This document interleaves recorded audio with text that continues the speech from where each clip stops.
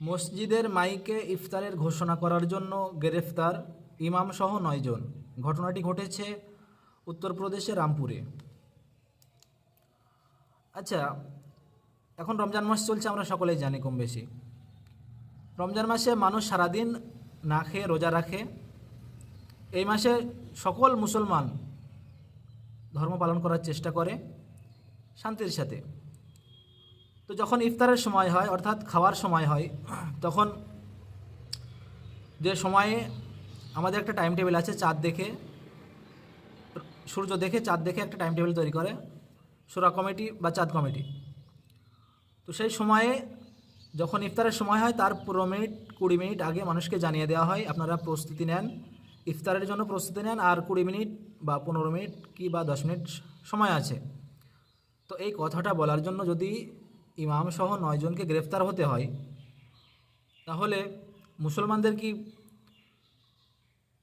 কেমন নজরে ভারতবর্ষে দেখা হচ্ছে? এখন মুসলমানরা কি আর ভারতবর্ষ থেকে আর ধর্ম পালন করতে পারবে না, সেটাই বোঝানো হচ্ছে? না, ভারতবর্ষের সংবিধান বলে কিছু নেই, সেটাই বোঝানো হচ্ছে। আর এই ঘটনাকে দেখে যারা সম্প্রীতি চান, হিন্দু বা মুসলমান সকলের, যারা সকলেই সম্প্রীতি চান, তারা চুপ কেন? যেসব হিন্দু ভাইয়েরা সম্প্রীতির সাথে সকলে একসাথে বসবাস করতে চান, তারা চুপ কেন? চুপ থাকার মানে তারাও এই বিষয়গুলো সমর্থন করে।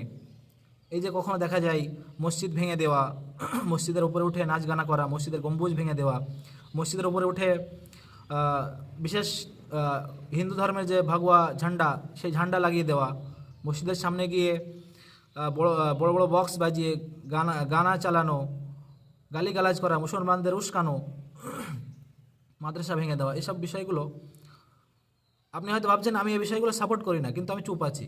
আপনি চুপ থাকলেন, তার মানে আপনি তারা সাপোর্ট করলেন।